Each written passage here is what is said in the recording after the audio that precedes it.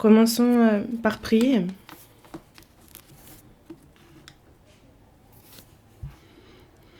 Dieu, merci. Merci de nous avoir sauvés de nos péchés. Et nous te remercions aussi pour le Saint-Esprit que tu nous as donné et qui nous accompagne chaque jour. Fortifie nous qui avons des mains faibles, aide-nous afin que nous puissions aussi avec nos pieds marcher dans la voie droite.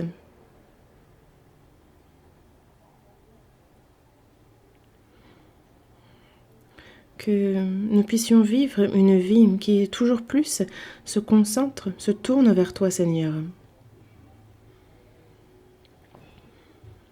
Que jusqu'au bout, nous puissions vivre en marchant avec toi. C'est notre souhait. Et c'est pour cela que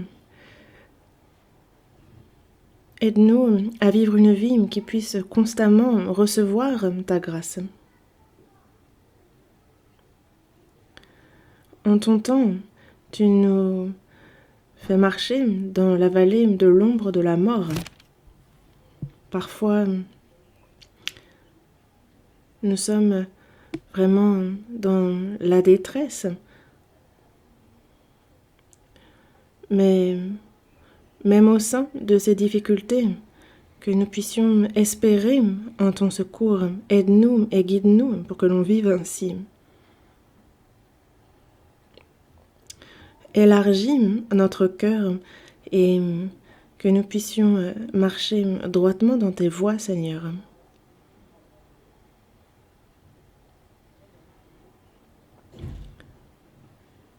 Nous espérons toujours en ta main de secours, en ta main qui nous aide. Aujourd'hui encore, nous sommes devant ta parole, Seigneur. Enseigne-nous et donne-nous la sagesse pour comprendre cette parole. Mais aussi, guide-nous afin que l'on agisse et que nos actions nous bénissent. Nous souhaitons montrer que nous agissons par la foi. Regarde notre foi et bénis-nous en esprit et dans la chair.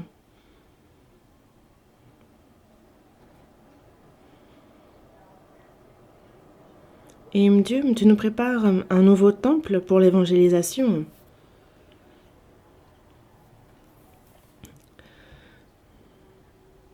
Aide-nous afin que l'on puisse surmonter les diverses difficultés que l'on rencontre dans ce processus. Qu'au final, toutes les autorisations, toutes les étapes puissent bien se finir et que nous puissions te rendre grâce, que tu puisses être en tout glorifié.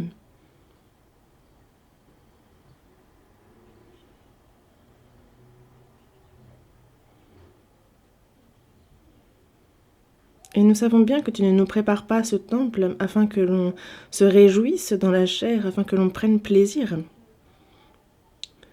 Mais guide notre cœur afin que nous puissions être ceux qui évangélisent, qui prêchent ta parole.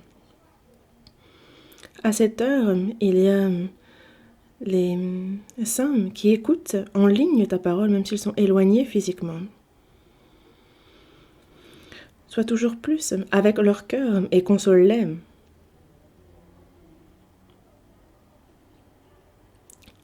Accorde-leur toujours plus l'assurance, la bravoure et la foi qui espèrent en toi jusqu'à ce que tu agisses, jusqu'à ce que tu œuvres.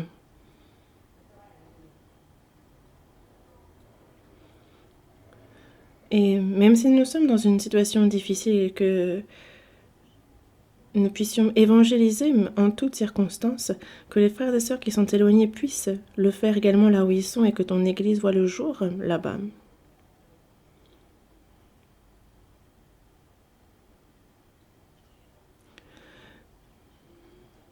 Et désormais, Seigneur, nous commençons la communion.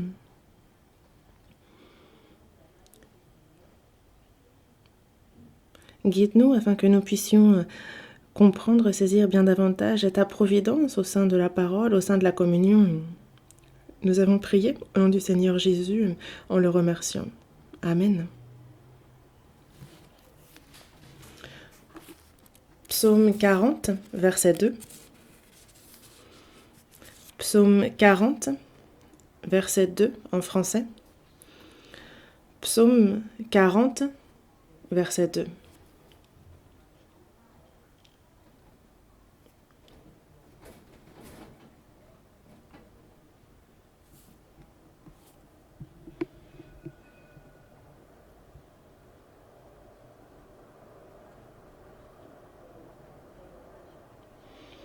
Psaume 40, verset 2. Lisons ensemble.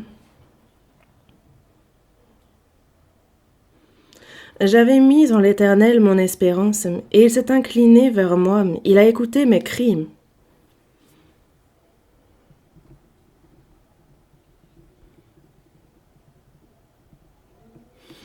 Après avoir prié, j'ouvre les yeux, et je vois qu'on a le tout petit dernier de l'église qui est là.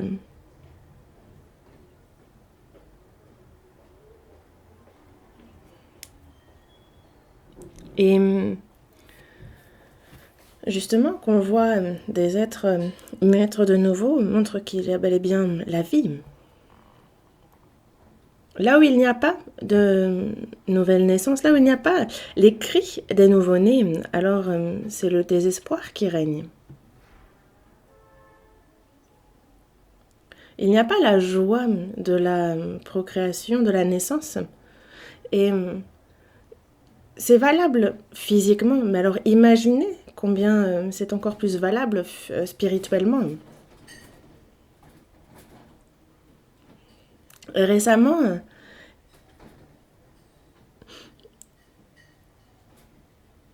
il y a justement des âmes qui ont écouté la parole en ligne, qui ont aussi eu des entretiens, mais qui ont eu l'assurance du salut.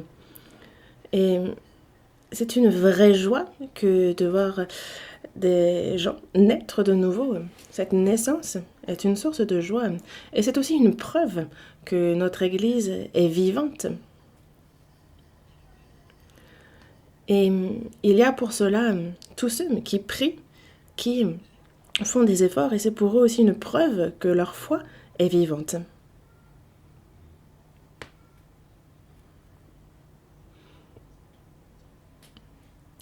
Et la naissance de la vie ne réjouit pas seulement une seule personne, mais ça devient la joie de tous ceux qui ont participé. Mais pour qu'il y ait naissance, il faut que l'on attende. Pour qu'un enfant vienne au monde, les parents doivent attendre 9 mois.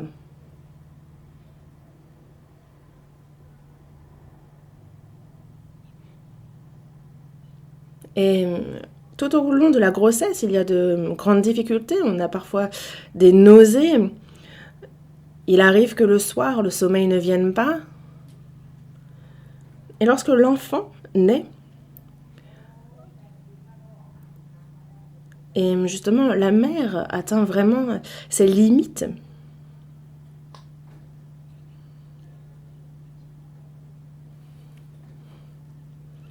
Mais malgré toutes ces difficultés extrêmes, la mère va attendre. Et une fois le bébé sorti, toutes ces souffrances, toutes ces épreuves sont complètement oubliées grâce à la joie que l'on ressent. On a lu le verset 2. J'avais mis en l'Éternel mon espérance, qui est parfois traduit par j'ai attendu patiemment l'Éternel. Dieu se manifeste. Qu'est-ce que la foi ?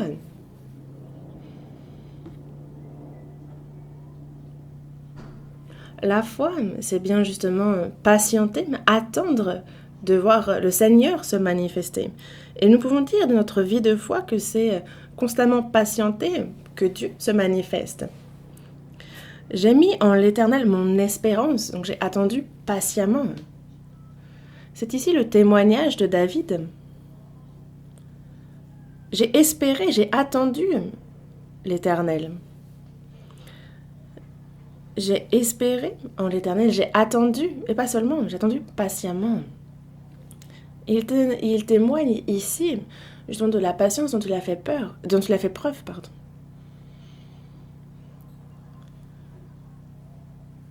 Et pourquoi dire avoir attendu patiemment? Pourquoi insister? C'est que il a certainement dû ressentir que par rapport à ce qu'il imaginait, la réponse de Dieu tarde.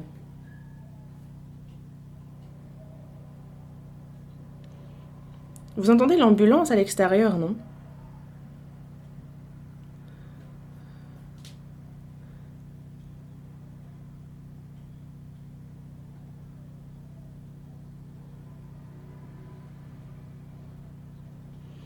On entend toujours ces sirènes.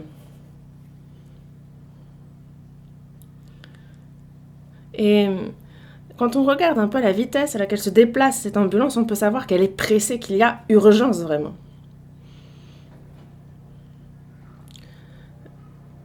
Et elle cherche toujours à pouvoir passer alors que parfois la circulation est complètement bloquée. Alors elle ne peut plus avancer. Alors que la situation est urgente. Mais malgré l'urgence, elle ne peut pas avancer. Et c'est pour ça qu'on entend constamment cette sirène comme si elle faisait du surplace.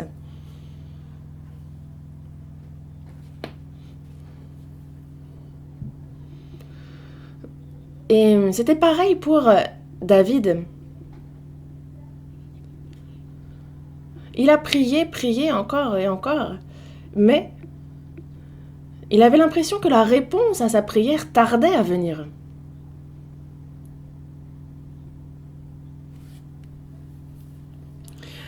Et c'est pour cela que David a dit avoir attendu patiemment, avoir espéré en l'Éternel. Les hommes, parfois, ont l'impression que la réponse de Dieu tarde à venir.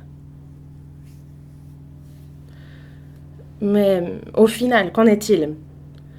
Si on regarde dans le verset 2, il s'est incliné vers moi, il a écouté mes cris. Au final, Dieu écoute nos prières.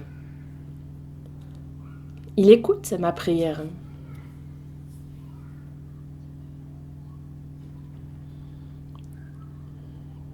Et moi, qui suis dans le moment présent, je peux avoir l'impression que Dieu tarde à écouter ma prière, mais il écoute.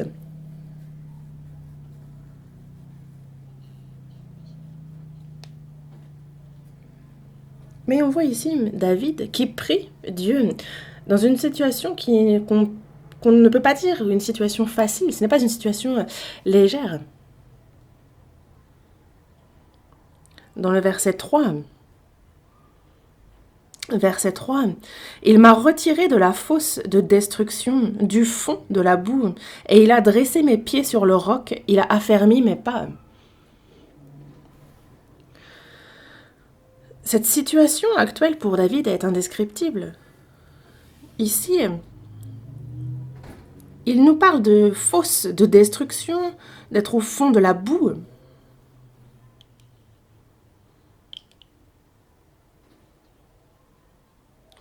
Il n'a pas de meilleur moyen de décrire sa situation actuelle.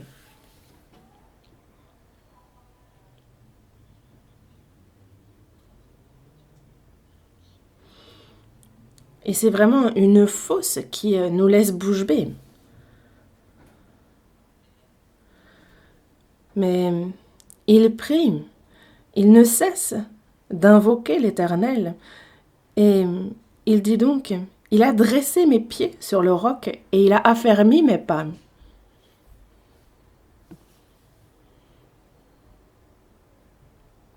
C'est ici le témoignage de David. Et donc, dans le verset 6, il confesse. Verset 6. Tu as multiplié, Éternel, mon Dieu, tes merveilles et tes desseins en notre faveur. Nul n'est comparable à toi. Je voudrais les publier et les proclamer, mais leur nombre est trop grand pour que je les raconte.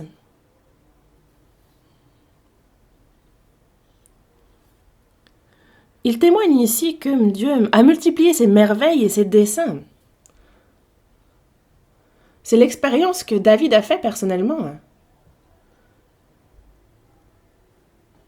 Il a fait lui-même l'expérience, justement, de surmonter les difficultés, d'aller jusqu'à risquer sa vie. Pardon. Et il a fait cette expérience que lorsqu'il invoque Dieu, lorsqu'il le prie, Dieu l'écoute et l'exauce. Qu'est-ce que la véritable foi? La vie de foi ne consiste pas à ce que Dieu ôte toutes les difficultés de notre vie. Si on est bel et bien sauvé, ça ne signifie pas pour autant que Dieu va enlever toutes les épreuves. La vie de foi consiste à voir Dieu nous sortir, nous aider dans les difficultés. Et c'est une expérience qu'il faut que l'on fasse constamment. Car il y a de nombreux miracles, ils sont multiples, ces prodiges que Dieu fait dans notre vie. Essayez de les compter. Et vous ne pensez pas à beaucoup de choses d'un coup? N'hésitez pas à prendre le temps de réfléchir à tous les miracles que Dieu accomplit dans votre vie.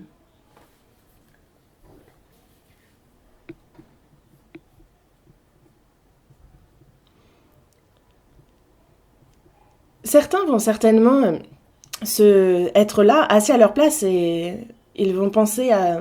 Les miracles vont fuser dans leur tête. Et ceux qui font ça, c'est des personnes qui sont proches de Dieu. On peut ne pas penser à quelque chose sur le moment, mais avant de dormir, réfléchissez à quels sont ces miracles que Dieu accomplit dans votre vie.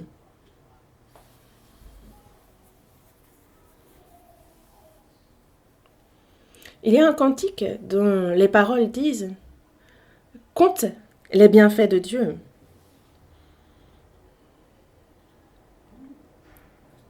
Ce sont tous des bienfaits, des miracles que Dieu nous accorde.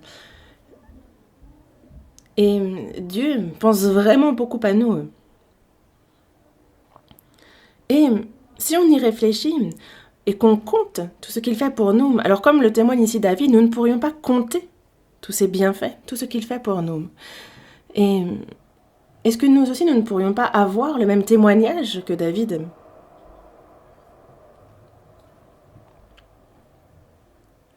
On voit justement combien Dieu pense à nous. Et justement, en fait, en quoi est-ce que l'on peut dire qu'il pense à nous ?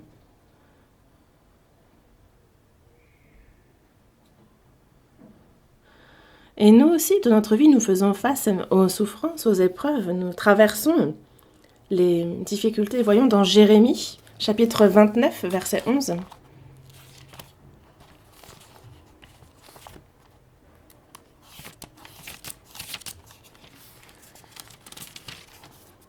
Jérémie, chapitre 29, verset 11. Car je connais les projets que j'ai formés sur vous, dit l'Éternel, projets de paix et non de malheur, afin de vous donner un avenir et de l'espérance. Dieu a des projets qu'il a formés pour nous. Et je peux très bien présentement être en pleine tourmente dans les épreuves, mais quels sont les projets que Dieu a formés pour moi ? Comme il nous le dit, les projets de Dieu pour nous, c'est des projets de paix. C'est l'espérance qu'il souhaite nous donner. Et c'est pour cela que il me guide encore maintenant, au moment même, dans la meilleure des voies. Mais je peux avoir l'impression que cette voie me soit trop escarpée, mais pour Dieu, c'est la voie la plus sûre pour arriver au projet qu'il a formé pour nous. Mais si on ne reconnaît pas ce fait, alors on finit par se plaindre de Dieu. Et il nous faut donc savoir que la situation actuelle dans laquelle je me trouve, elle peut ne pas nous plaire, on peut ne pas la comprendre.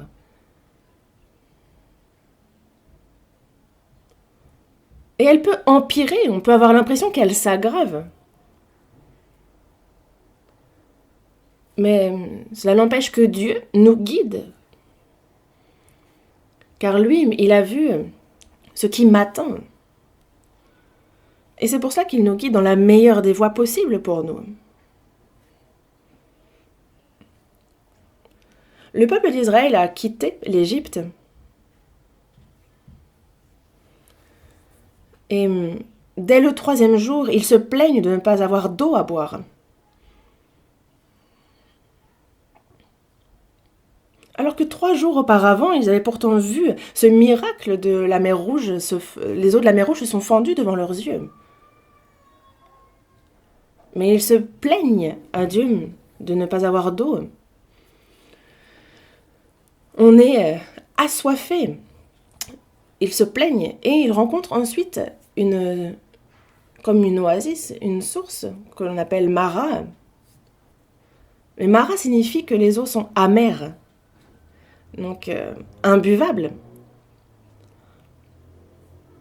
Et au contraire, ça a même blessé davantage le peuple d'Israël.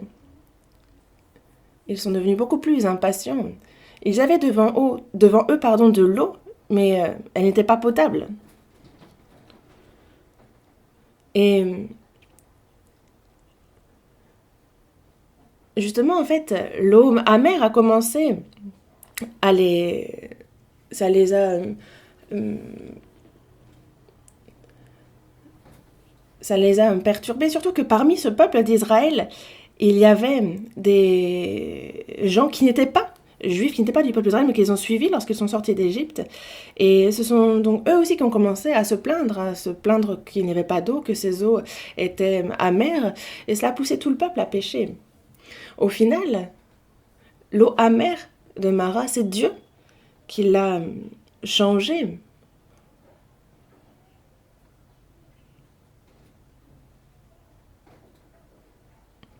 Et quand on vous dit Mara, est-ce que vous imaginez une grande quantité d'eau ou une petite quantité d'eau? En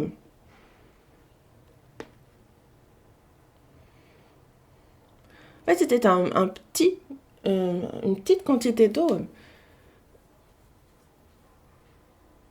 Et donc, ils n'ont pas pu justement assouvir leur soif, mais ils ont pu au moins se désaltérer un peu.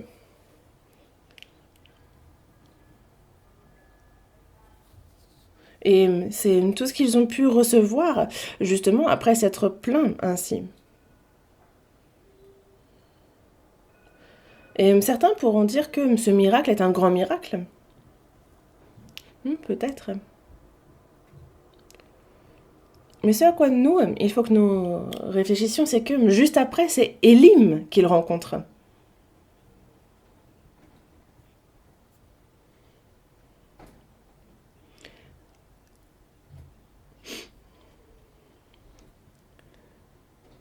Et donc, dans ce lieu, il y avait une grande quantité d'eau potable. Et donc, juste après Maram, ils sont arrivés à Élim.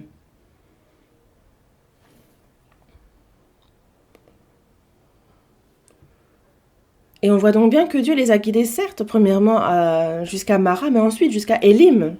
C'est Dieu qui les a guidés.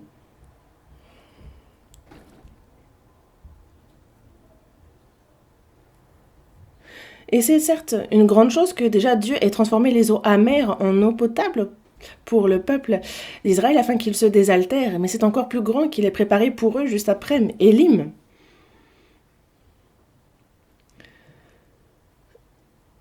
Évidemment que pour le peuple d'Israël, le fait d'avoir soif est une grande difficulté.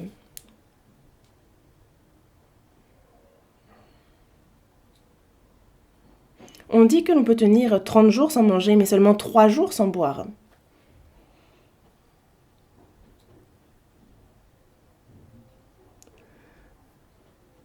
Et on peut bien voir que véritablement elle souffrait de la soif.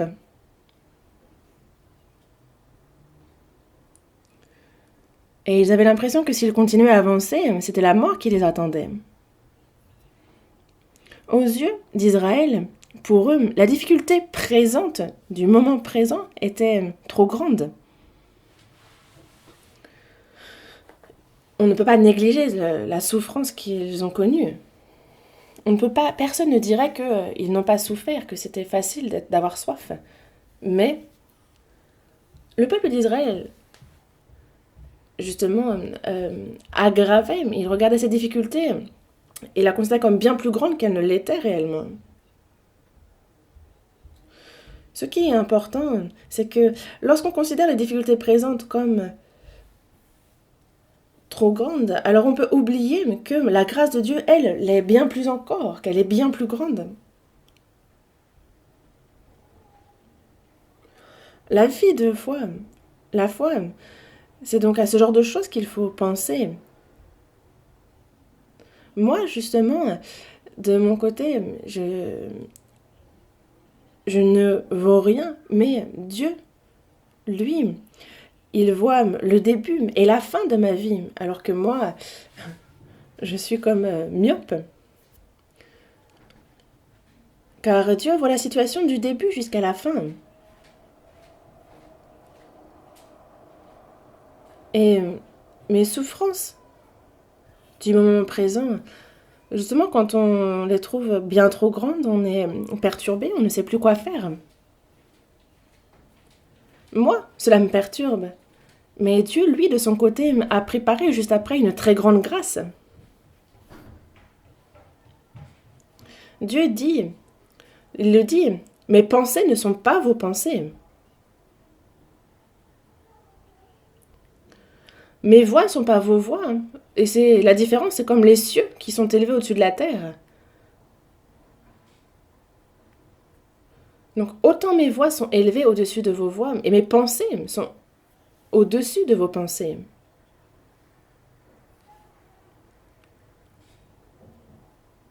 Mais Dieu, lui, il dresse mes pieds sur le roc.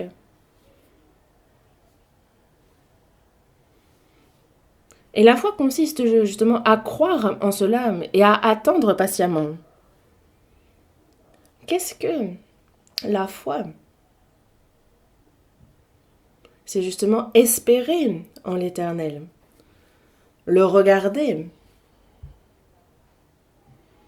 l'attendre, espérer en lui. C'est ça, la foi. Et il y a ceux qui en ont fait beaucoup l'expérience dans leur vie. David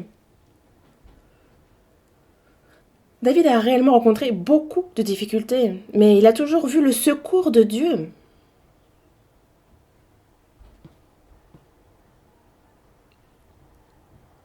Et là, justement, il est sorti de la bouche des lions, des ours. Il a été sauvé de l'épée de Goliath.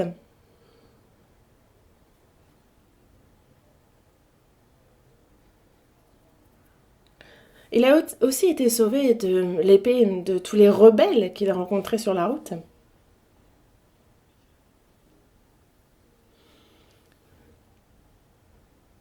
Il a aussi été sauvé de Saül qui le poursuivait et cherchait à le tuer. Et lorsqu'il est parti à la conquête des pays alentours, Dieu l'a toujours secouru, il est toujours venu en aide. Et donc David a beaucoup fait l'expérience du secours de Dieu. Et ceux qui ont beaucoup d'expériences comme celle-ci patientent, ils attendent.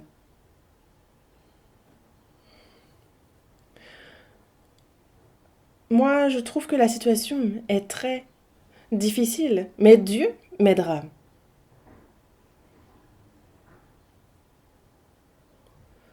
Et donc ceux qui ont fait cette expérience peuvent attendre encore et encore. Et c'est une très grande foi que de vivre ainsi. Mais ce n'est pas le genre de vie de foi de tout le monde.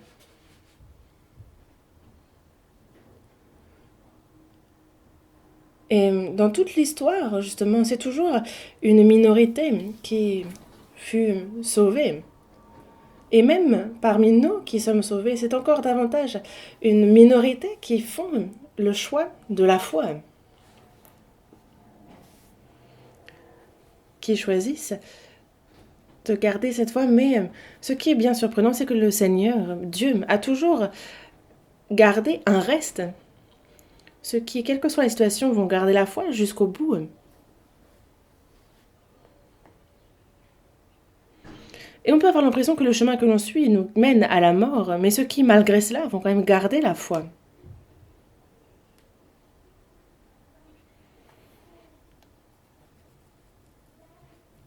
Et on peut dire qu'il est peut-être difficile de trouver des hommes de foi. Mais Dieu dit bien qu'il a laissé un reste. Il y a donc un reste laissé par Dieu. Luc chapitre 1. Luc chapitre 1 versets 5 et 6. Marquez la page à ce chapitre.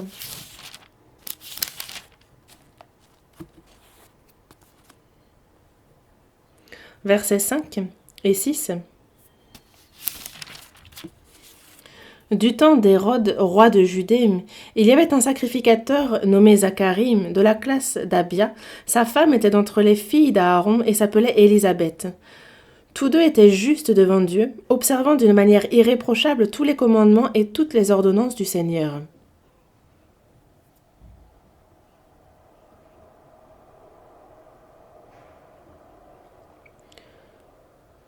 On nous parle ici de Zacharie, qui est de la classe d'Abia. On parle de sa femme, Élisabeth.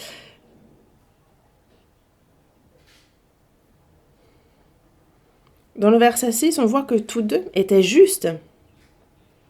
Ce sont les parents de Jean-Baptiste. On voit qu'ils observaient d'une manière irréprochable tous les commandements et toutes les ordonnances du Seigneur. Les deux faisaient partie justement du reste laissé par Dieu.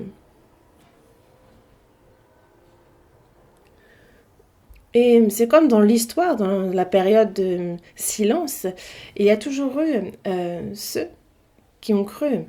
Regardez Enoch, regardez Noé. Il y a eu Abraham aussi. On a eu Job. On a eu aussi David et ses soldats, qui malgré la période noire de ténèbres, alors que Israël était vraiment dans l'obscurité.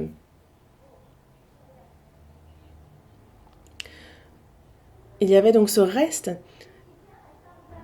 Et à l'époque de Jésus aussi, il y avait ceux qui se sont attachés à ces promesses, qui ont gardé la foi. Et en fait, on nous les présente ici. On en a deux, Zacharie et Élisabeth.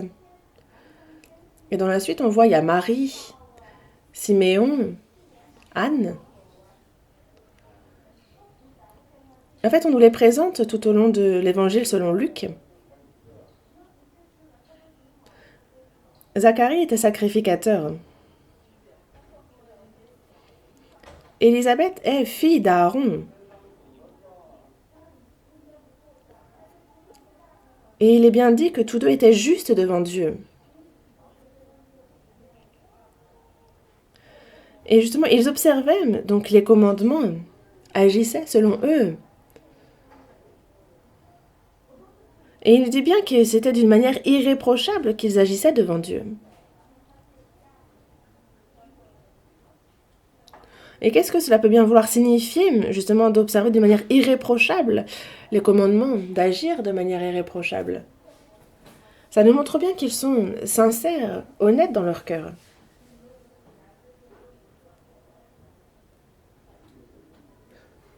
Ils n'ont pas cherché à suivre un peu la voie des hommes, à suivre la méthode des hommes. Mais ils avaient à cœur de marcher droit. Dans Jacques, on nous parle bien de la foi sans les œuvres, qui est une foi morte. Cela ne signifie pas que c'est par les œuvres que nous sommes sauvés. mais c'est que nos œuvres témoignent de notre foi. Et donc, la véritable foi se voit forcément dans les actions, par les œuvres. Et encore maintenant, il y a un reste. Romains, chapitre 12. Romains, chapitre 12, du verset 2 au verset 4.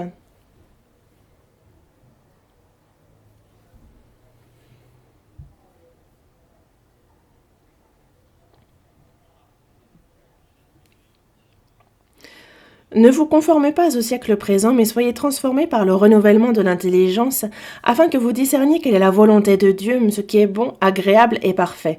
Par la grâce qui m'a été donnée, je dis à chacun de vous de n'avoir pas de lui-même une trop haute opinion, mais de revêtir des sentiments modestes, selon la mesure de foi que Dieu a départie à chacun. Car, comme nous avons plusieurs membres dans un seul corps, et que tous les membres n'ont pas la même fonction... Oh, c'est le chapitre 11, pardon, j'ai lu le mauvais chapitre. C'est le chapitre 11, versets 2 à 4. Dieu n'a point rejeté son peuple qu'il a connu d'avance. Ne savez-vous pas que ce que l'Écriture rapporte d'Élie, comme il adresse à Dieu cette plainte contre Israël? Seigneur, ils ont tué tes prophètes, ils ont renversé tes autels. Je suis resté à moi seul, et ils cherchent à m'ôter la vie. Mais quelle réponse Dieu lui fait-il? Je me suis réservé 7000 hommes qui n'ont point fléchi le genou devant Baal. Donc il s'adresse ici, il parle d'Élie. Élie qui dit, mais ils ont tué tes prophètes, ils ont renversé tes autels, et moi aussi, ils cherchent à me tuer. Mais il dit, il ne reste que moi. Mais Dieu lui dit, non, ce n'est pas vrai. Il y a justement 7000 hommes qui n'ont point fléchi le genou devant Baal. Et c'est moi qui ai réservé ces 7000 hommes. Tu as l'impression d'être seul, peut-être. Et nous, quand on fait face à une grande souffrance, on a l'impression d'être les seuls à souffrir. On a l'impression d'être seul dans la difficulté. Mais que nous dit Dieu? On retourne à à Luc chapitre 12. Luc chapitre 12, verset 32.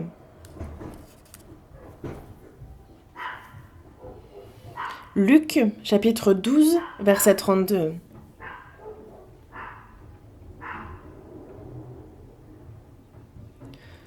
Ne crains point, petit troupeau, car votre Père a trouvé bon de vous donner le royaume. Petit troupeau, ne crains point. Petit troupeau.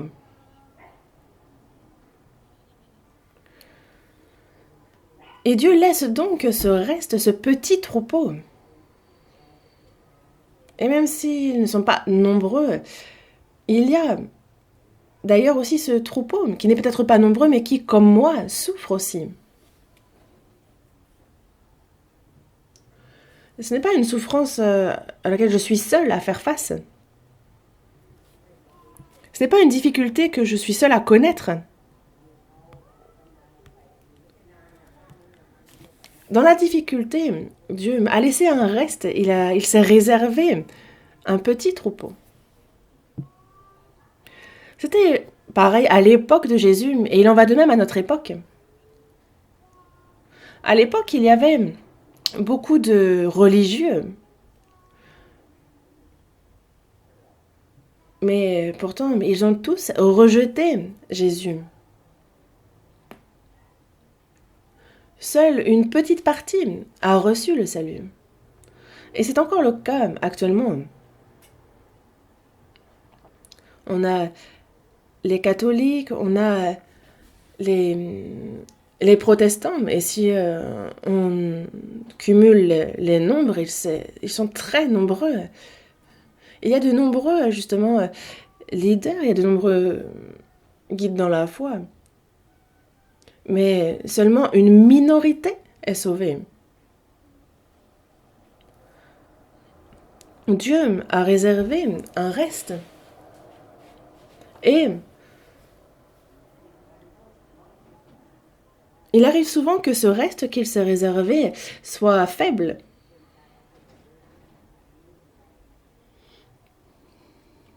C'était le cas de Zacharie et d'Élie. Les deux étaient véritablement très faibles. On va au chapitre 1 de l'Évangile selon Luc. Chapitre 1, verset 7. Évangile selon Luc, chapitre 1, verset 7.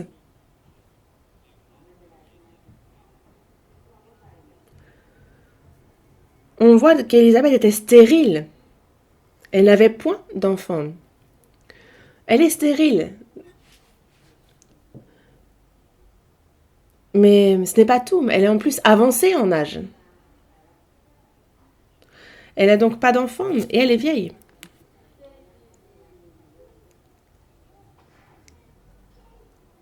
Et quand on dit avancée en âge, ça signifie que même à 2, elle ne peut avoir d'enfant. Mais en Israël, c'est une honte que de ne pas avoir d'enfant. Et donc, les deux avaient honte. C'était pour eux une faiblesse, un défaut. Mais pourquoi est-ce que Dieu a accordé cette faiblesse, ce défaut à ces deux justes?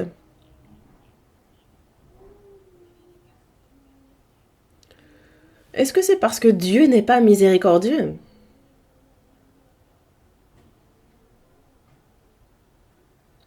Et si on s'arrête à la situation décrite, c'est ce que l'on pourrait penser. Mais c'est simplement que le projet de Dieu, pour eux, était bien plus grand que ça.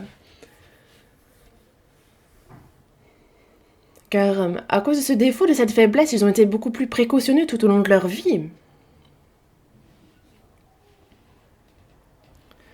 Ils ont été bien plus pieux à cause justement de cette faiblesse.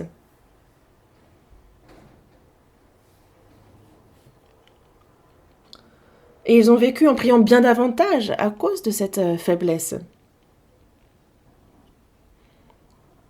Et cette faiblesse a fait qu'ils se sont humiliés bien davantage.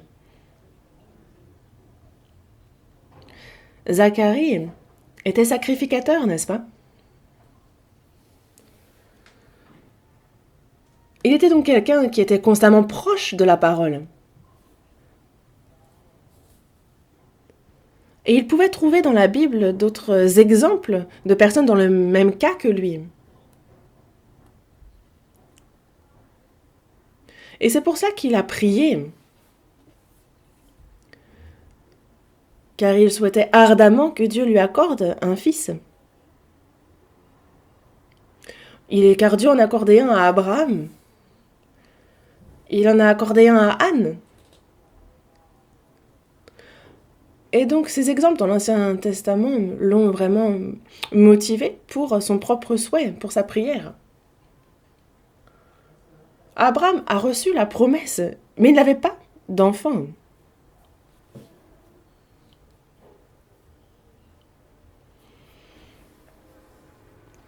Mais ce n'est pas parce que l'on prie que Dieu accorde immédiatement, illico presto, qu'il exauce notre prière sur le champ.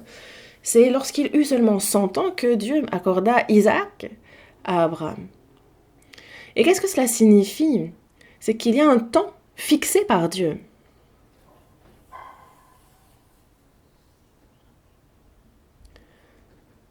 Il y a le temps pour les hommes qui est bien différent du temps fixé par Dieu. Anna était pieuse aussi, mais n'avait pas d'enfant. Mais en son temps, Dieu lui donne Samuel, un fils. Mais alors nous, comment devons-nous faire? Dieu accomplit toutes choses en son temps, au temps qu'il fixe.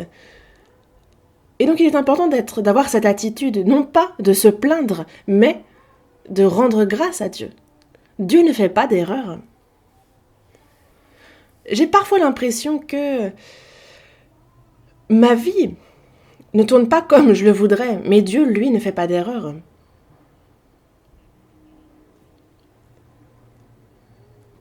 On peut se plaindre de notre vie, on peut avoir l'impression que c'est au débat, mais Dieu, lui, ne fait pas d'erreur. Il faut que nous soyons des personnes qui rendent grâce, qui soient reconnaissantes. Et même pour une personne qui attend patiemment, qui espère en l'Éternel, il peut arriver que la réponse ne vienne pas immédiatement. Ce n'est pas parce que l'on vit droitement que nos prières sont exaucées sur le champ.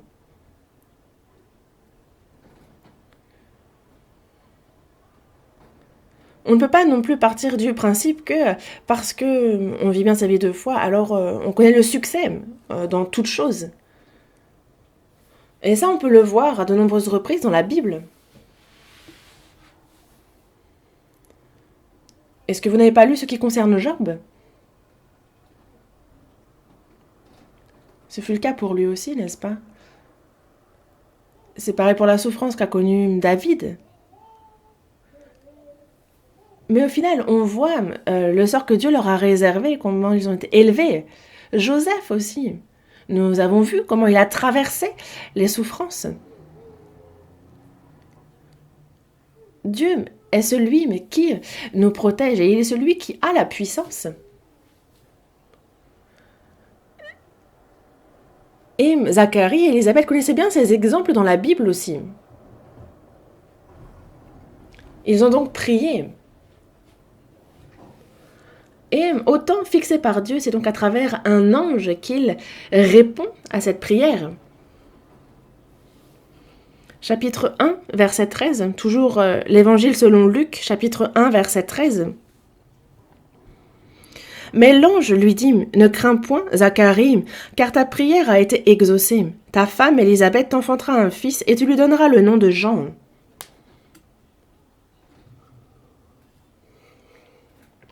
C'est un ange qui lui dit, « Ne crains point, Zacharie, car ta prière a été exaucée. » On voit bien que Zacharie a prié. Dieu, donne-moi un enfant. C'est la prière qu'il fit. Il pria ardemment d'être lavé de cette honte. Et cette prière a atteint les cieux. Et c'est pour cela que Dieu écoute sa prière et l'exauce. Et il lui fait donc cette promesse.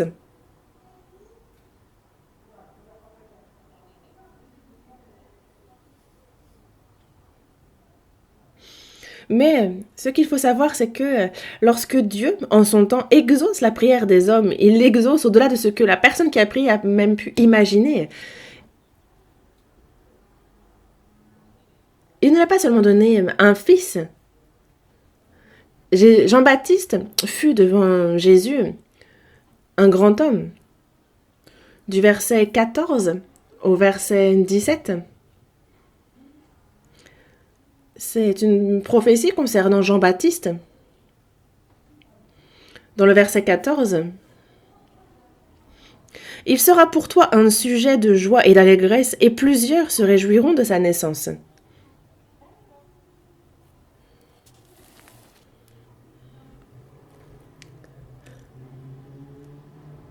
Et la naissance de Jean sera donc une grande joie pour les hommes. C'est donc un enfant qui apporte la joie. Verset 15. « Car il sera grand devant le Seigneur. »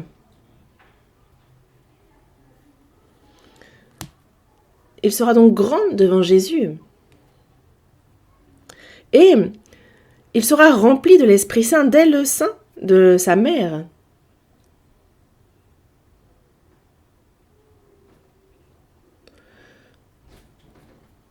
Ceux qui vont à l'église, parmi eux, certains disent qu'ils sont justement, qu'ils croient depuis le sein maternel, mais ils exagèrent, ils se surestiment.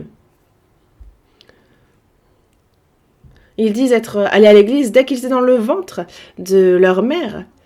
Mais non, ça c'est se surestimer que se dire être quelqu'un de grand parce que dès la naissance, ils étaient à l'église.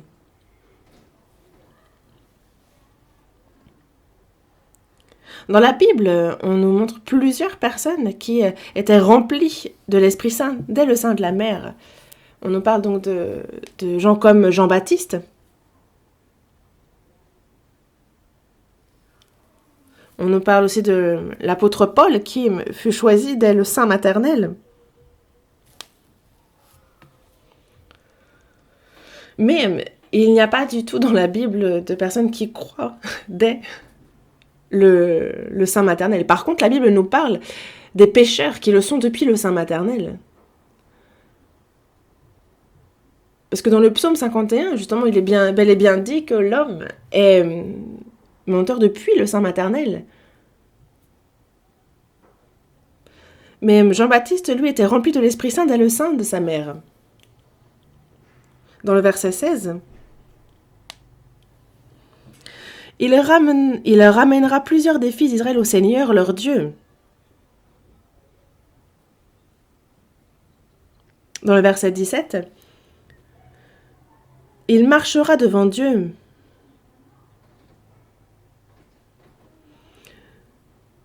Cet enfant, on prophétise donc qu'il sera précieux aux yeux de Dieu.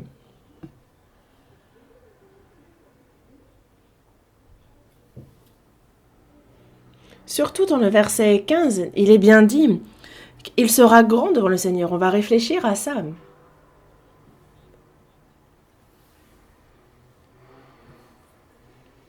C'est devant Dieu qu'il est grand.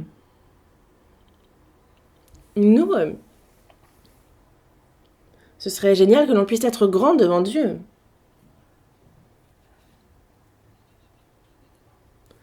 Vous souhaitez être grand devant Dieu ou devant les hommes?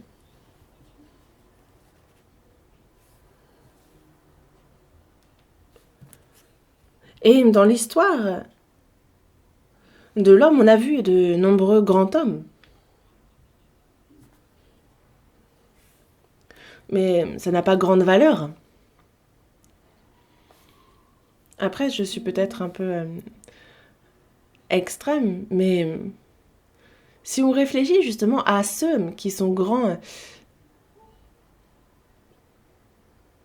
devant les hommes, par exemple, à l'époque de Noé, il y avait justement des personnes célèbres, mais tous sont morts par les eaux du déluge. Ils ont tous été submergés par les eaux. Et c'est pareil en Chine.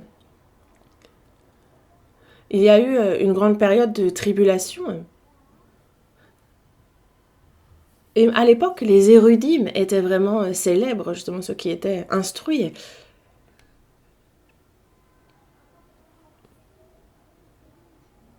Et maintenant, qui est célèbre à notre époque? Les sportifs sont célèbres. Le président Macron, les politiciens, les grands chefs d'entreprise, tout cela sont considérés comme des grands hommes devant les hommes. Et certainement pas devant Dieu. Ils sont respectés, adorés. Mais s'ils meurent, ils vont en enfer. Alors en quoi cela est bénéfique pour eux? Et c'est pour ça que ce qui est important, c'est d'être grand devant Dieu, devant le Seigneur. Pourquoi? Parce que c'est ça qui est éternel.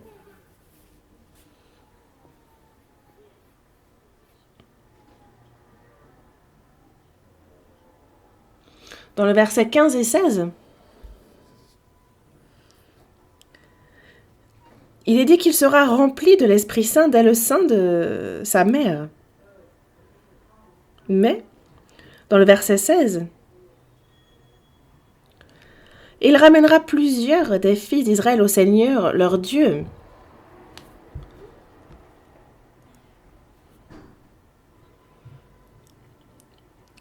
Qui peut être grand devant Dieu?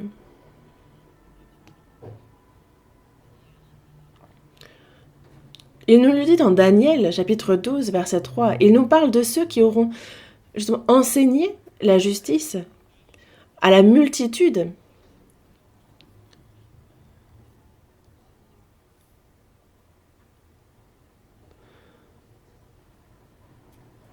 Et justement, ceux qui guident la multitude, qui enseignent la justice pour qu'ils reviennent à Dieu, ceux-là sont les plus grands devant Dieu.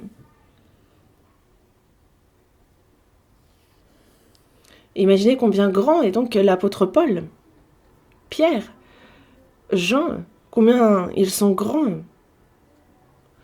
Et c'est encore le cas maintenant. Parmi les hommes sont grands ceux qui ramènent, qui enseignent la justice, qui ramènent à Dieu les âmes. Qui est grand aussi? Voyons dans Matthieu, chapitre 5. Matthieu, chapitre 5, verset 19.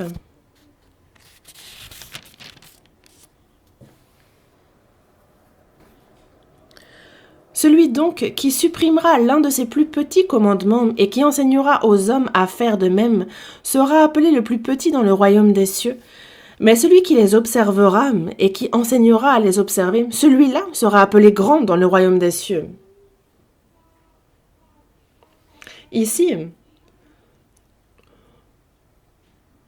on voit donc que celui qui sera grand dans les cieux est celui qui observera les commandements et qui enseignera à les observer. Vous pensez que celui qui enseigne est grand, n'est-ce pas? Mais Dieu dit bien que celui qui les observera sera grand. Aux yeux de Dieu, ce n'est pas le fait d'enseigner la parole qui est grand, qui fait que l'on devient un grand homme, mais c'est le fait de les observer et d'enseigner à les observer. Voyons dans Matthieu, chapitre 18, verset 4. Matthieu, chapitre 18, verset 4.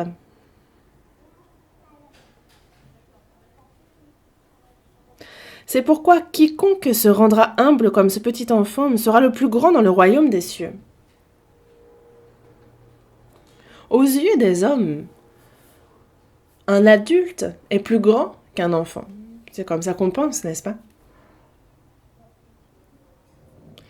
Même aux yeux de Dieu, il est dit que quelqu'un qui est humble comme ce petit, celui-là sera grand dans le royaume des cieux. Et donc dans Matthieu chapitre 20, verset 27, il nous le dit aussi, que quiconque veut être le premier parmi vous, qu'il soit votre esclave.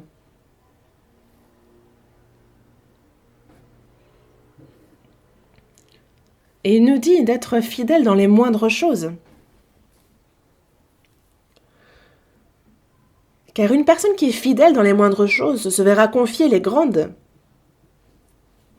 Et donc, si on veut devenir grand, il faut donc être fidèle dans les moindres choses. Ce que le Seigneur aime, il les élève. Et c'est pour ça que ceux qui aiment le Seigneur sont grands à ses yeux. Et lorsque une personne élève justement qu'elle glorifie le Seigneur, alors le Seigneur l'élève à son tour. Dans notre vie, on voit il y a ceux qui vivent une vie qui glorifie, qui élève Dieu, mais ceux-là sont grands dans le royaume aux yeux de Dieu.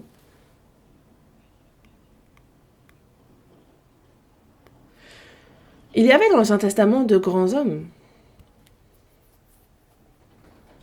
Noé, Abraham, Moïse, David,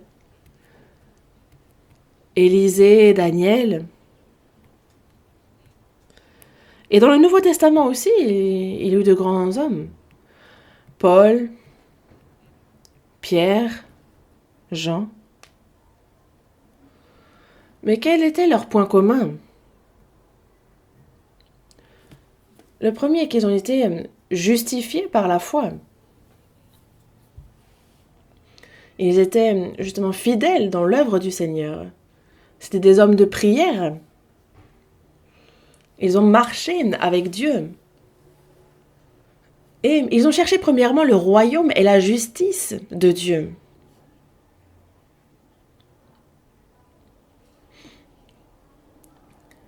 Ils semblaient peut-être inconnus à leur époque.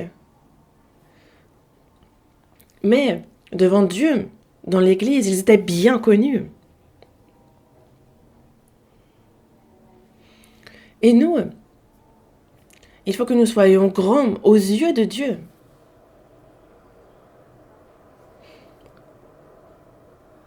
Et la pensée du Seigneur et la pensée humaine est vraiment très différente. Et donc vraiment, en fait, c'est un paradoxe.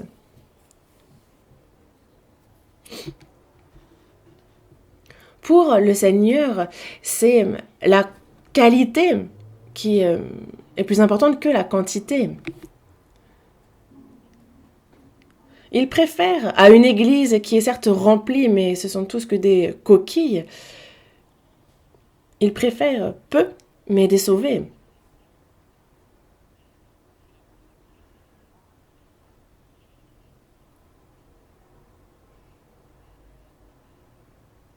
Vous connaissez l'église de Laodicée, n'est-ce pas? Une église riche. Vous connaissez l'église de Smyrne? Une église pauvre. Ça peut surprendre, mais Dieu a dit de l'église de Smyrne qu'elle était riche.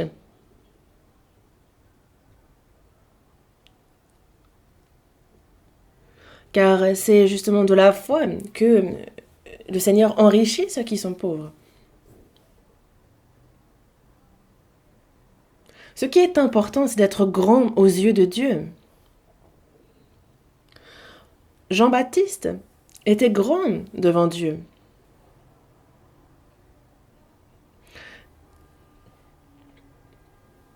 Et nous, il faut qu'on examine justement la vie d'un grand homme.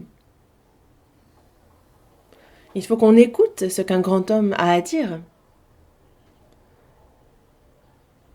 Et qu'a bien pu dire Jean-Baptiste, qui était un grand homme aux yeux de Dieu? Il dit, je ne suis pas la lumière, mais je suis juste paru pour rendre témoignage à la lumière. Il dit, moi, je ne suis même pas digne de le délacer ses chaussures. Il faut qu'il croisse et que je diminue. Il a appelé à la repentance, n'est-ce pas? Disant, voici l'agneau de Dieu qui ôte le péché du monde. Et il dit, c'est pour les choses charnelles, contentez-vous de ce que vous avez.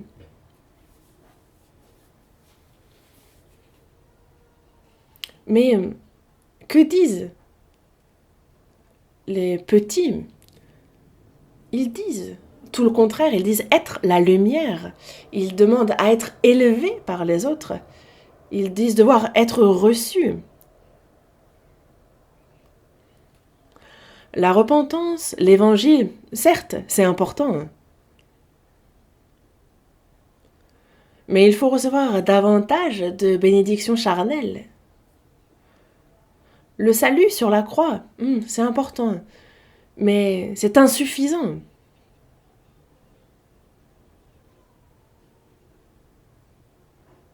Et ceux qui tiennent ces propos sont de petits hommes. Et nous, devant Dieu, comment devons-nous parler? Comment devons-nous agir devant lui? Et j'aimerais que chacun d'entre nous soit grand devant Dieu.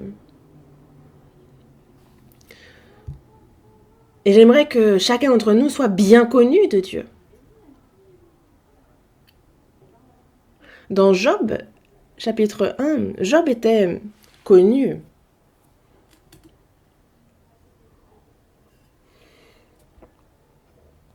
Et quand on voit des grands hommes, on a tendance à les regarder comme ça. Mais il était connu au point que Dieu aussi avait ses regards sur lui, constamment. Et sa vie était dans le plan de Dieu. Anne aussi était connue. Ruth aussi, pardon. Malgré les difficultés qu'ils ont rencontrées dans leur vie, ils étaient constamment devant Dieu.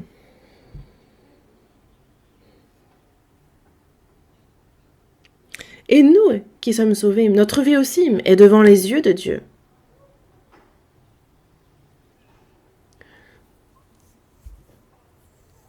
Et il dit bien justement nous prendre soin de nous comme la prunelle de ses yeux.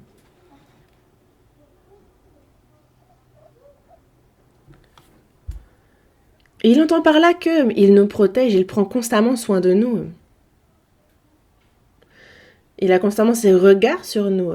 Il me regarde. Et ça signifie aussi qu'il nous protège constamment.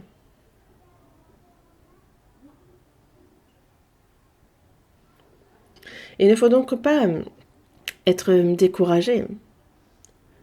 Il faut prier sans cesse et espérer, attendre patiemment l'Éternel. On a Zacharie. Zacharie, au tout début, il n'a pas cru. On retourne à Luc, chapitre 1, verset 18. Luc, chapitre 1, verset 18. Chapitre 1, verset 18. On voit ce que Zacharie dit à l'ange.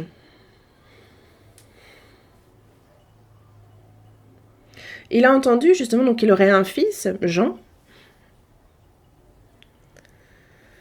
Et on voit Zacharie qui dit à l'ange: « À quoi reconnaîtrai-je cela, car je suis vieux et ma femme est avancée en âge ?»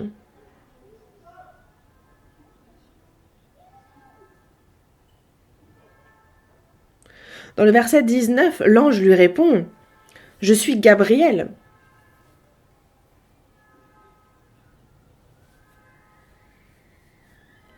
Il est chef des anges. Et donc ce n'est pas un sous-fifre qui vient, mais c'est le chef des anges. Donc imaginez combien l'information à transmettre devait être importante pour que le chef se déplace. Mais Zacharie n'a pas cru. Et c'est pour ça que dans le verset 20, on voit bien à quoi ça mène. Tu seras muet.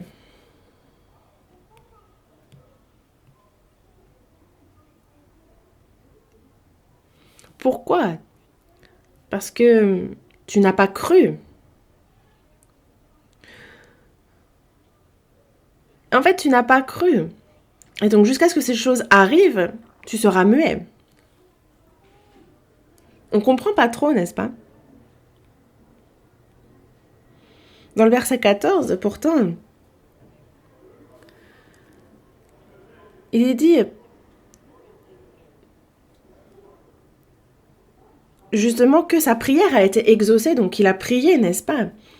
Il a prié, prié, encore prié avec toujours plus d'ardeur. Mais après cela, on lui dit qu'il a reçu, il a été exaucé, il recevra un fils. Mais il n'y croit pas. N'est-ce pas? Mais Marie, elle, a cru. Verset 38. Marie dit: « Je suis la servante du Seigneur, qu'il me soit fait selon ta parole. »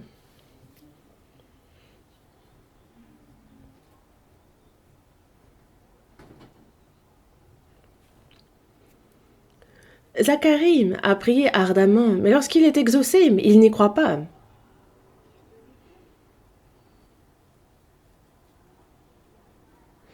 Pourquoi? Parce que ce qu'il a vu, c'était que lui et sa femme étaient avancés en âge.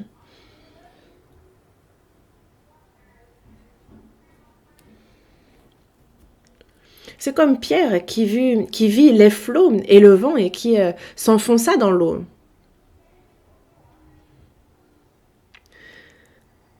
Ici, on voit Zacharie et qui constate qu'il est vieux, que sa femme aussi. Il ne croit donc pas. Et il y a ceux qui constamment vont regarder la situation, alors leur foi diminue. Il devient donc muet.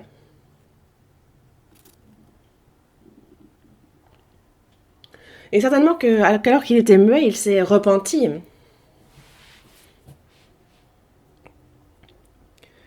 Mais Marie, elle,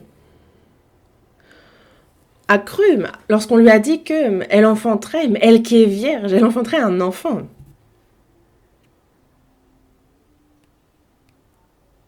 Alors que c'était bien plus difficile, d'un point de vue technique, pour Marie de croire en ce qui lui était annoncé.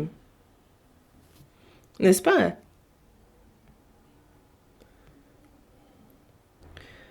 Mais en fait, elle ne s'est pas intéressée à la situation, aux conditions. Car si Dieu le dit, c'est possible. Verset 45. Heureuse celle qui a cru. Non pas seulement Marie, mais toute personne qui croit est heureuse.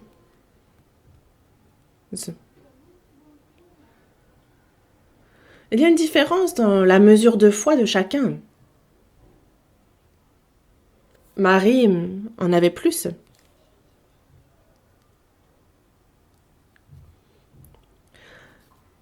Zacharie n'a lui pas cru en la parole qui lui était annoncée. Alors qu'il est dit à Marie, heureuse celle qui a cru. Mais en termes de conditions, Zacharie avait été bien plus enclin à croire dans la situation dans laquelle il était. Il était sacrificateur déjà. Il connaissait bien la Bible. Il était avancé en âge. Et donc, il a dû lire la Bible bien plus de 10 fois. Mais Marie avait une plus grande foi.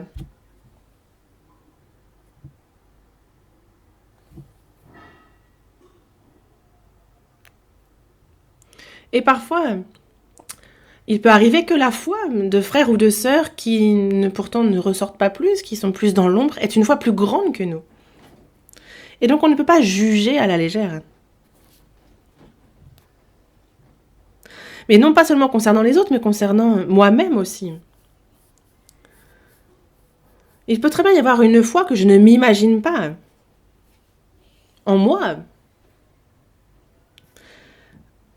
Et c'est pour ça qu'il ne faut pas se juger soi-même non plus.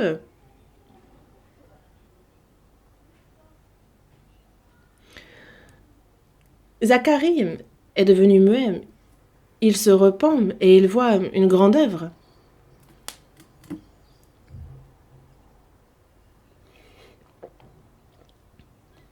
Moi aussi. Dieu peut très bien, à travers une circonstance, faire que ma foi grandisse grandement. Et il ne faut pas juger les uns les autres. Et ne pas se juger soi-même non plus. Mais espérer, attendre. Attendre jusqu'à ce que Dieu agisse.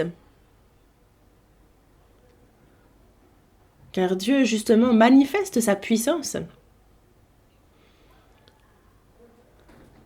Et c'est à ce moment-là que cela produit pour nous une grande joie et une grande gloire. Élisabeth est donc tombée enceinte. C'est dans le verset 24 et 25. Quelque temps après, Élisabeth, sa femme, devint enceinte.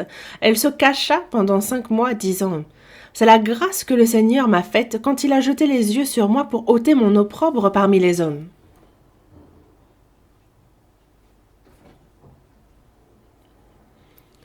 Il est bien dit ici que elle se cacha pendant 5 mois. Donc c'est qu'elle ne s'est pas mise en avant.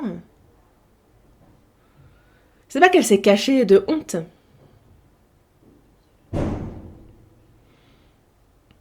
Car elle a bien dû constater qu'elle était enceinte, et ce, dès le début de la grossesse. Mais elle ne l'a pas dit. Elle a patienté, que Dieu, justement, la teste, elle a attendu le milieu de la grossesse. Et à ce moment-là, tout le monde le sait, les frères le savent aussi.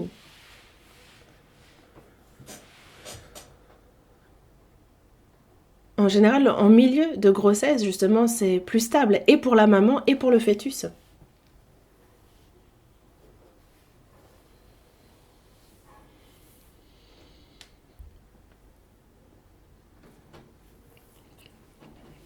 Et justement, après, elle apprend aussi d'un ange que Marie est enceinte. Mais elle a patienté jusqu'à ce que cela soit sûr.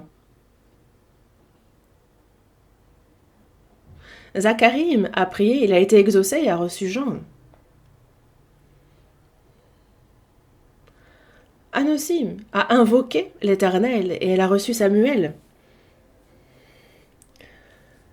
Sarah aussi a invoqué l'Éternel et reçu Isaac. Et cela se passe bien pour les enfants qui sont le résultat d'une prière à Dieu. Il n'est pas encore trop tard non plus.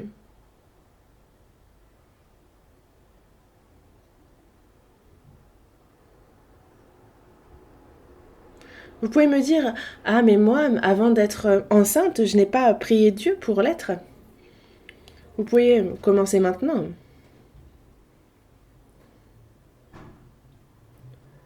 Et les enfants de parents qui prient, il ne leur arrive aucun mal. Dieu les préserve, Dieu les garde. Et ils grandissent et seront grandement utilisés par Dieu au temps voulu.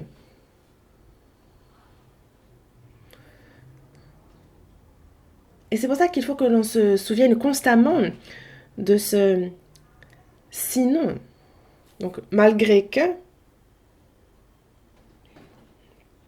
il est vrai que nous sommes limités dans ce que nous pouvons faire. Il y a cette limite à nos possibilités. Il y a ce moment où on se dit, ah, moi je ne peux pas. Et on se dit, et on dit à Dieu, mais qu'est-ce que tu attends de moi? Qu'est-ce que tu veux que je fasse maintenant? Ah, on arrive au point où on se dit, ah, je sais pas, j'abandonne. Et en fait, pour Dieu, ce moment-là, c'est le point de départ. Il faut vite abandonner.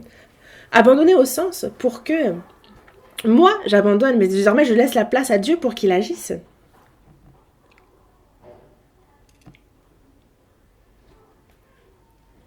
Quand c'est moi qui ai ma faire, quand c'est moi qui tiens les choses dans mes mains, Dieu reste tranquille, en retrait. Mais à partir du moment où justement je laisse ça, je remets ça dans ses mains, alors il entre en action. On peut se trouver dans une situation qui nous paraît complètement impossible.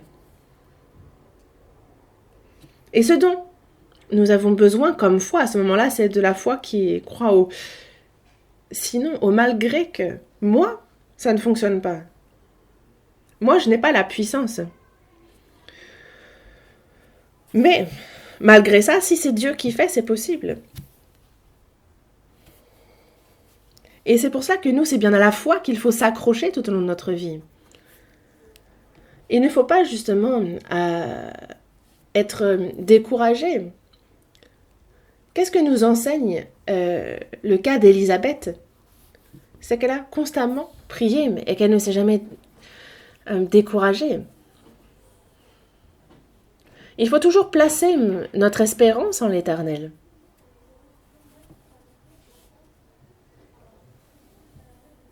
Elle nous montre bien que notre espérance est en l'Éternel qu'il faut la placer. Psaume 62. Psaume 62.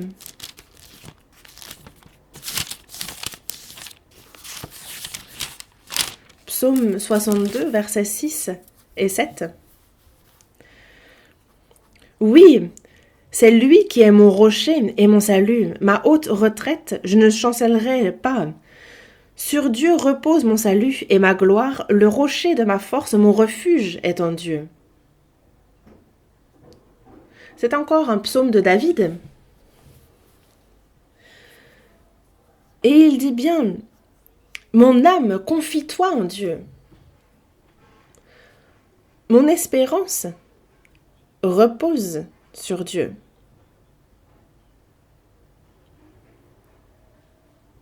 Il n'y a que Dieu qui soit mon rocher, mon refuge, ma force, et je ne chancelle pas grâce à lui.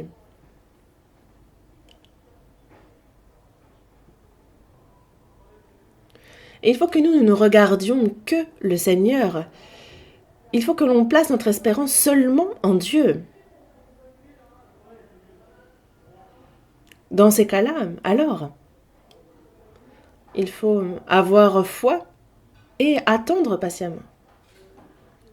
Prier sans cesse et ne pas se décourager. Ne vous découragez pas et priez sans cesse. Dieu donne de bonnes choses à ses enfants. Et Jésus l'a bien dit aussi. On va à Luc, Évangile selon Luc, chapitre 11. Luc, chapitre 11, versets 11 à 13.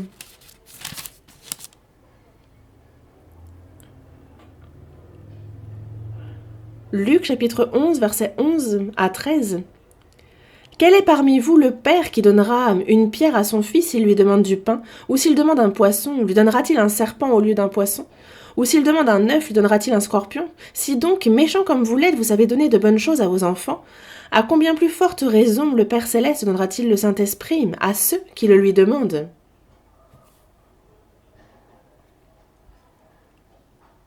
Dans le verset 13, si donc, méchant comme vous l'êtes, vous savez donner de bonnes choses à vos enfants,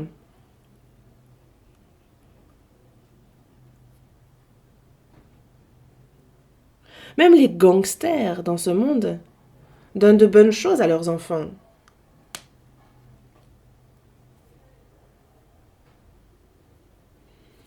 Jésus dit bien, à combien plus forte raison, le Père Céleste.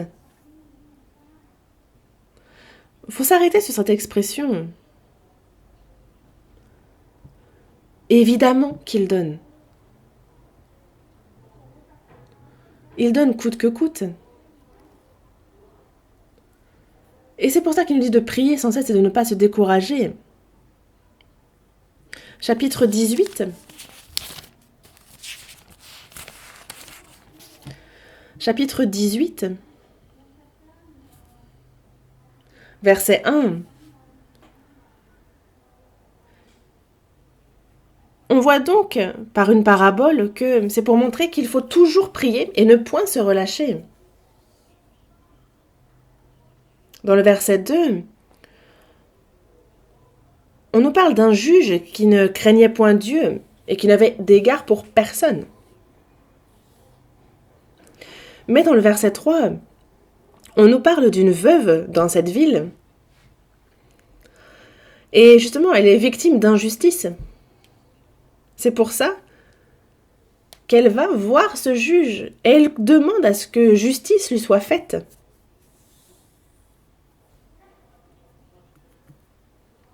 Dans le verset 4, on voit que pendant longtemps, il refusa. Mais elle continue d'aller le voir. Et c'est pour ça que le juge se dit, Je ne crains point Dieu, je n'ai d'égard pour personne. Mais cette veuve, elle m'importune, elle m'exaspère.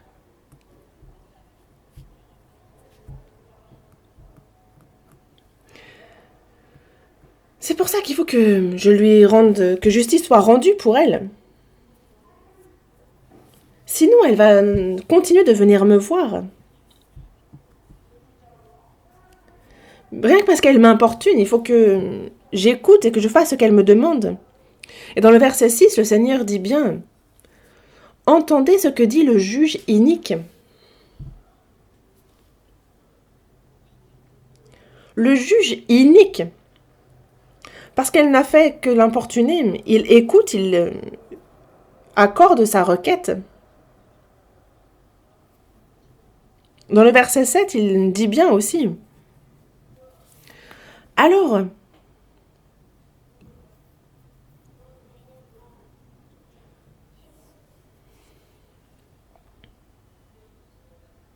Dieu aussi, forcément, à combien plus forte raison Dieu aussi ne ferait-il pas justice à ses élus qui crient à lui jour et nuit? Est-ce qu'il tardera à leur égard? C'est pour ça qu'il faut avoir foi, prier et ne pas être découragé. Dans le verset 8, il dit bien « Je vous le dis, il leur fera promptement justice. » Mais ce qui est important, c'est ce qui suit. Mais quand le Fils de l'homme viendra, trouvera-t-il la foi sur la terre?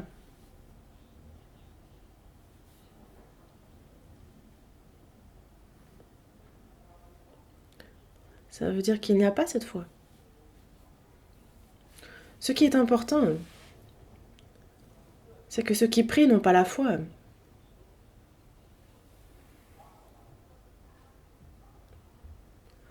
Les parents disent à leurs enfants « Papa va faire ci, va faire ça pour vous. »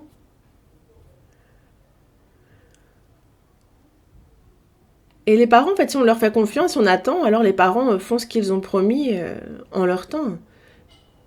Mais si les enfants ne leur font pas confiance et qu'ils n'arrêtent pas de dire « Mais quand est-ce que tu vas le faire? Tu vas le faire? Tu vas le faire ou pas? Tu vas le faire ou pas ?» Et à ce moment-là, on peut vraiment leur dire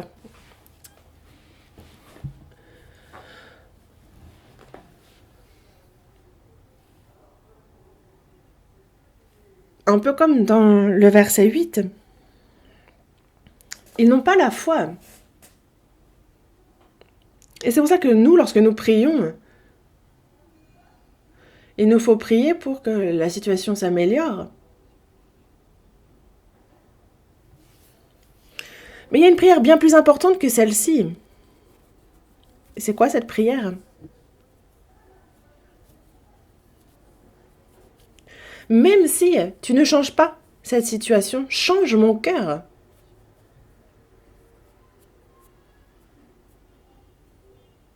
Pourquoi?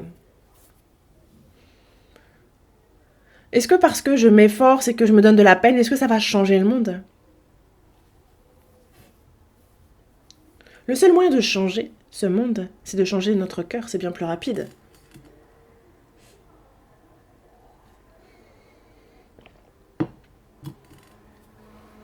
C'est bien plus sûr de changer notre cœur.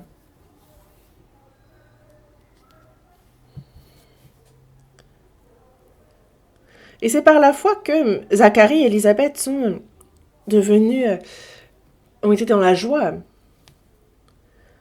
Car justement, Dieu leur a donné de pouvoir souffler. Il leur a donné Jean-Baptiste.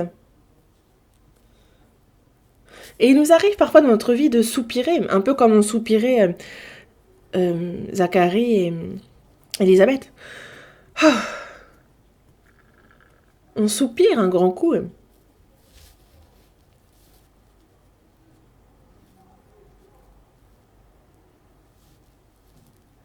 Mais c'est un signe quand on soupire que le temps de joie arrive.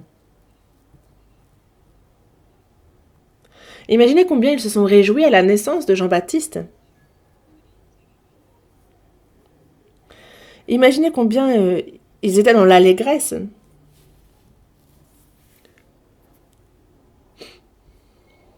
Psaume 30. Psaume 30, verset 12.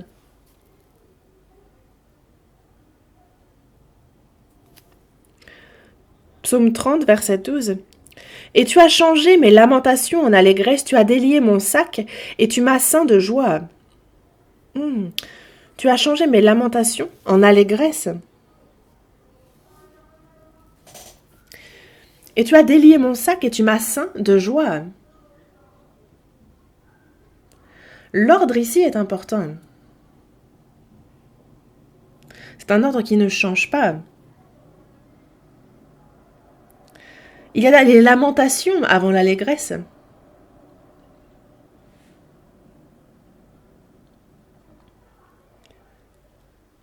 Il y a d'abord, justement, un sac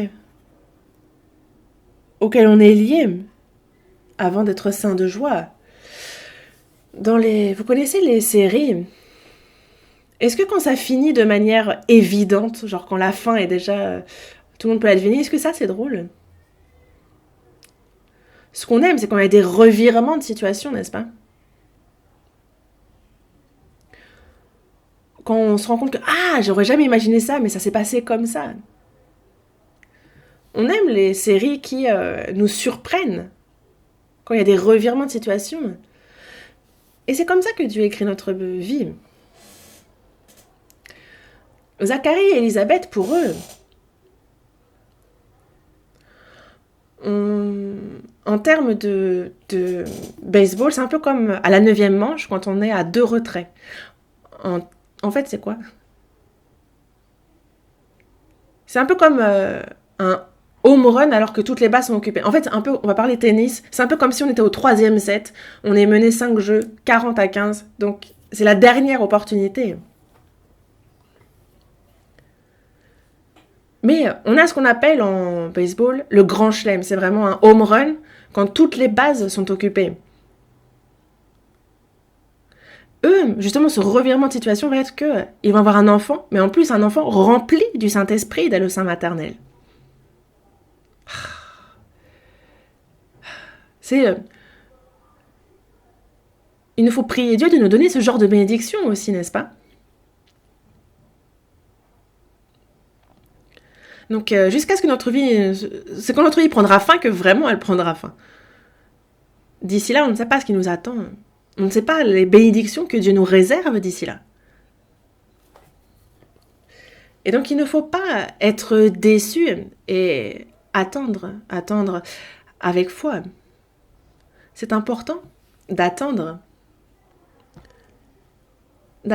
jusqu'au bout. Alors, on voit nos vœux s'accomplir.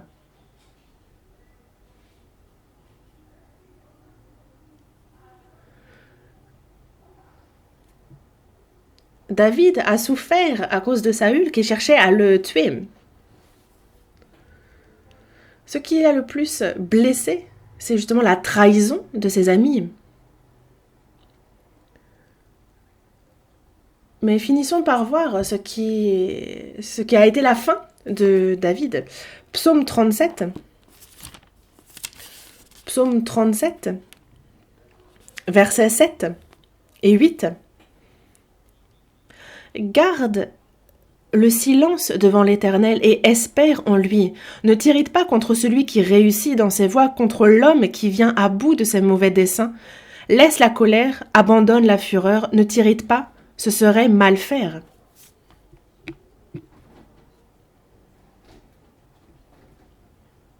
Psaume 37, c'est le verset 7 et 8. Versets 23 et 24 aussi, on va lire ensemble. Versets 23 et 24, on lit ensemble aussi. L'Éternel affermit les pas de l'homme et il prend plaisir à sa voix. S'il tombe, il n'est pas terrassé, car l'Éternel lui prend la main.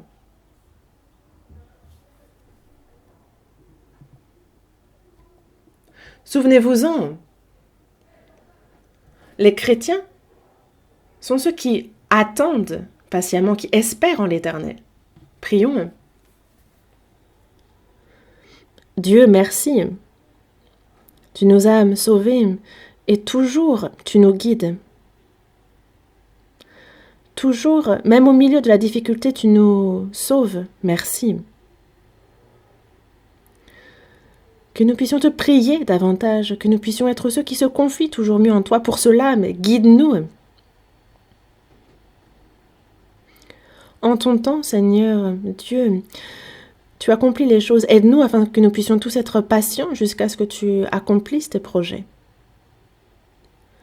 Et qu'ainsi que tous puissent recevoir tes bénédictions. Guide-nous dans ce sens. Nous te remercions, Seigneur. Et nous avons prié au nom du Seigneur Jésus. Amen.